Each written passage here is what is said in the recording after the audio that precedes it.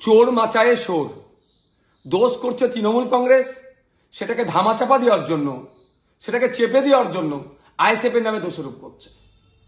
গতকাল কি ভোগালী 2 নম্বর অঞ্চলের অন্তর্গত বানিয়ারা গ্রামের সম্ভবত 177 নম্বর বুথে শওকত মোল্লা সাহেবের বাইক বাহিনী তাণ্ডব চালাচ্ছিল। সেখানে তাণ্ডব চালানোর কারণটা হচ্ছে ওখানে শওকত মোল্লা সাহেবের একটাও ভোট পাবে না।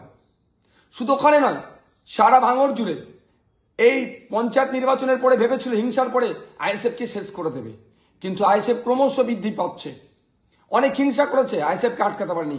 এই লোকসভা নির্বাচনের প্রাককালেও টাকা পয়সার লোভ, ভয় দেখানো, মিথ্যা কেস, তৃণমূল তাদের পার্টি অফিস পুড়িয়ে আইএসএফ এর ছেলেদের নামে মিথ্যা কেস, তাদের বাড়ি ঘর পুড়িয়ে দিয়ে আইএসএফ এর নামে মিথ্যা কেস, তারা বোম চার্জ করে আইএসএফ এর নামে মিথ্যা কেস দেওয়া আইএসএফকে আটকাতে পারেনি। আইএসএফ এর জনসভাগুলোতে যখন উপচে পড়া ভিড় হচ্ছে, তৃণমূল ভয় পাচ্ছে। সেই জন্য গতকালকে এরা বাইক বাহিনীদের তাণ্ডব চালাচ্ছিল। বাইক বাহিনী যখন গ্রামে ঢুকে বোমাবাজি করছিল, আইএসএফ কর্মী সাধারণ মানুষকে বিতস্তত করে সন্ত্রাসের পরিবেশ কায়েম করে যাতে এরা ভোট দিতে না বার হয়, যখন এই ভয় দেখাচ্ছিল, আইএসএফ এর কর্মী সমর্থকদেরকে ভয় দেখিয়ে চমকানো ধমকানো যখন চেষ্টা হচ্ছিল, আমাদের পক্ষ থেকে অর্থাৎ আইএসএফ এর পক্ষ থেকে লোকাল প্রশাসনকে জানানো হয়েছিল এই বাইক বাহিনী এইরকম বোমা চার্জ করছে, এইরকম অন্যায় করছে। কিন্তু দুঃখের বিষয়, সদর্থক ভূমিকা নেয়নি, যথাসময়ে পুলিশ এসে পৌঁছায়নি। কিন্তু পাপ কেউ ঝাড়ে না। এদের পাপ করছিল, এদের ছোড়া বোমে, এদের বোমেতে এরা আঘাতপ্রাপ্ত হয়েছে।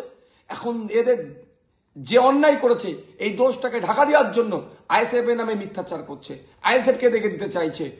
দুঃখের বিষয়, প্রশাসনও আজকে কলকাতা পুলিশও তার সুনাম তার ধরে রাখতে পারছে না। কলকাতা পুলিশও শাসকের দলদাসে পরিণত হতে চলেছে। আমাদের ছেলেদের নামে মিথ্যা মামলা দিচ্ছে, আমাদেরকে দোষারোপ করার চেষ্টা করছে। আমি অন ক্যামেরা বলছি, শওকত মোল্লা সাহেবরা জানে শুধু ভাঙন নয়, এই যাদবপুর লোকসভার কথা বলছি, শান্তিপূর্ণ নির্বাচন হলে একটা জায়গায় বুথে এরা লিড পাবে না, পরাজয় হবে। সেই জন্য পরাজয়ের ভয়ে আইএসএফ এর কর্মীদের উপরে মিথ্যা মামলা দিয়ে যারা কর্মীরা যাতে না বুথে বসতে পারে, সেই জন্য এইগুলো অন্যায়গুলো করছে আর আমাদের নামে দোষগুলো চাপিয়ে দিচ্ছে। আমাদের পুলিশ যে অ্যারেস্ট করেছে, আমাদের একজন ইলেকশন বুথের এজেন্ট হওয়ার তিনি প্রস্তুতি ছিল, তাকে পর্যন্ত অ্যারেস্ট করেছে। গতকালকে ভাঙড় 1 নম্বর ব্লকেও এক এজেন্টকেও পুলিশ রাতের অন্ধকারে দিয়ে ধরে নিয়ে এসেছে। অপরাধটা কি আমাদের? আমরা আইএসএফ করছি কেন? আমরা যদি সবাই তৃণমূল শাসক দলের নাম লিখিয়ে দিই, আমাদের থেকে ভালো ছিল আর ভাঙড়ে বা সারা পশ্চিমবাংলায় খুঁজে পাওয়া যাবে না। কিন্তু আমরা ন্যায় প্রতিষ্ঠা করতে নেমেছি। এই শাসকের হুমকি চুমকি মিথ্যা কেস পুলিশকে দিয়ে আমাদেরকে আটকে রাখতে পারবে না। আমরা লক্ষ্য অবিচল, লক্ষ্য আমাদের স্থির।